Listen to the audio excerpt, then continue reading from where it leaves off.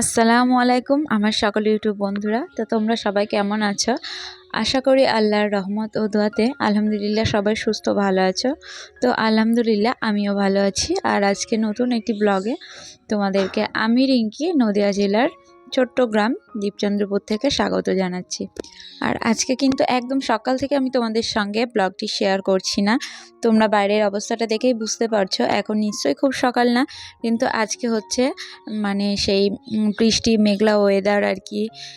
সেই দিনগুলো আর কি কাটিয়ে এসে পুরো ঝাঁ পরিষ্কার রোদ উঠেছে।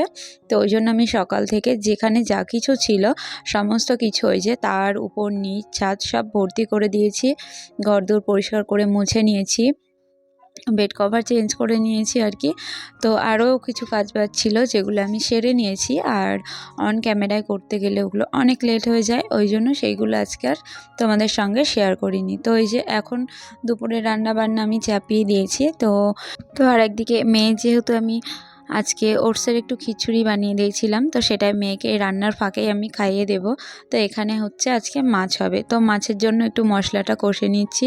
তো তারপরই এই যে দেখো এখন দুপুরে এই দিকে জানালাটা দিয়ে আমার বিছানাতে আর কি রোদ্দুর আসে, তো ওই জন্য সব খোলা বুঝতেই পারছো। আর একে একে এই যে এবার একে একে সব ঘরে নিয়ে আসবো, ওই যে পাঁচিলে, তারপরে হচ্ছে জানালায়, তারে সব জায়গায় সব এই যে মেলে দিয়েছি। তো আবার রোদটা আস্তে আস্তে রান্নাবান্না হতে হতে রোদটা যেহেতু পড়ে যাচ্ছে, তো একটু গরম থাকতে থাকতে এগুলোকে উঠিয়ে নেব।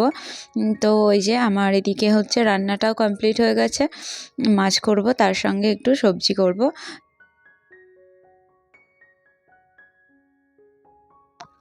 আর ওই দিকটায় রান্নাবান্নার ফাঁকে ফাঁকে কিন্তু আমি একে একে সব লেপ তোষক বালিশ আর কি যা কিছু বাইরে দিয়েছিলাম সব কিছু ঘরের মধ্যে নিয়ে চলে এসেছি, আর একে একে গুছিয়েও নিয়েছি ওই দিকটা।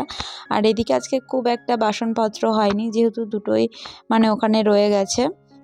তো আর বাকি কিছু সেরকম দু একটা দুটো ধুয়ে নেব পরে।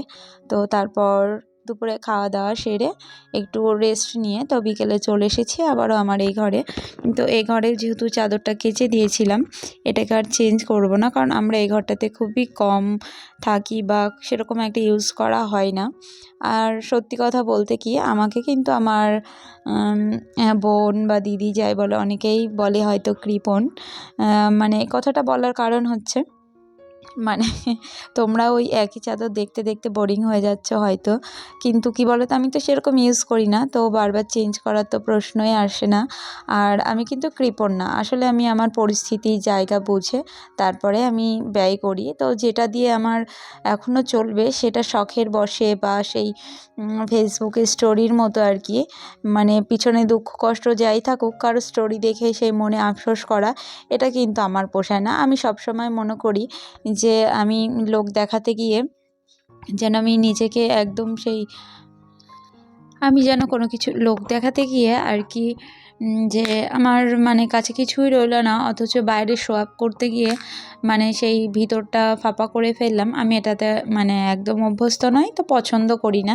তো ওই কারণেই আমি মোটেও কৃপণতা না, আমার যেখানে যতটুকু লাগবে করতেই হবে বা প্রয়োজনই সেটা অবশ্যই আমি করে থাকি, কিন্তু যেটা আমার সাধ্যের বাইরে বা না করলেও চলে যাবে সেটা কিন্তু আমি করি না। তো অনেক কথাই বলে ফেললাম তোমাদেরকে। তো যাই হোক, কথা বলতে বলতে আমার এই ঘরটাও আর কি গোছানো হয়ে গেছে, তো বিছানা করে একটু গুছিয়ে রেখে, আর শীতকাল যেহেতু তো সেহেতু আমি ওইগুলো পেতে নিয়ে এবার ঘরের পর্দাটা টেনে দিচ্ছি।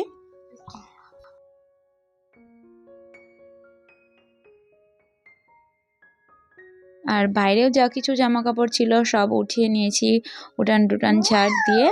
আর এদিকে হচ্ছে এই ঘরটাকে গুছিয়ে নেওয়া বলতে এই ঘর তো গোছানোই ছিল, তো ওই যে সোফার তো উপরে রয়েছে যত রাজ্যের জামা কাপড় সেগুলো তো রাতে গোছাবো।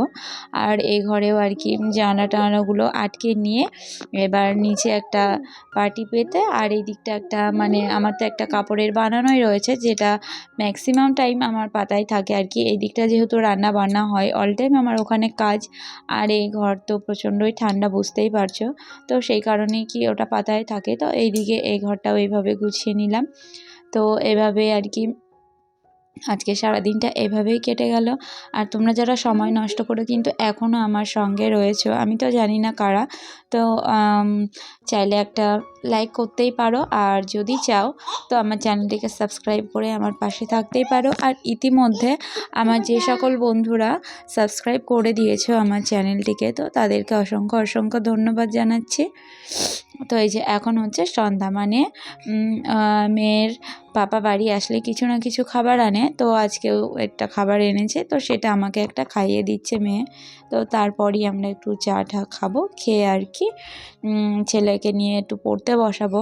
তো এই যে ছেলে পড়তে বসেছে, তো এখানে ছেলে পড়তেও বসে পড়েছে, আর আমিও কম্বলের মধ্যে ঢুকে পড়েছি, কারণ ভীষণ শীত করছে। রোদ পড়ুক আর যাই পড়ুক, শীতটা কিন্তু ভীষণ, তো একটু মানে আরাম নেওয়াও হবে, তো ওকে পড়ানোও হবে, আর সেই ফাঁকে ফাঁকে আমি সমস্ত জামা কাপড়গুলো ভাঁজ করে নেব। তো যাই হোক, আজকের ভিডিওটি কেমন লাগলো অবশ্যই তোমরা কমেন্ট করে জানিও। আজকে তো তোমাদের সঙ্গে সেরকম কিছুই শেয়ার করা হয়নি, তো তোমাদের তো সকলের সুস্থতা কামনা করে আল্লাহর কাছে আমি তোমাদের সকলের কাছ থেকে আজকে এইটুকু কাজের মধ্যে দিয়ে আর কি বিদায় জানাচ্ছি। তো সবাই ভালো থেকো, আবার নতুন একটি ব্লগে দেখা হবে। আল্লাহ হাফেজ।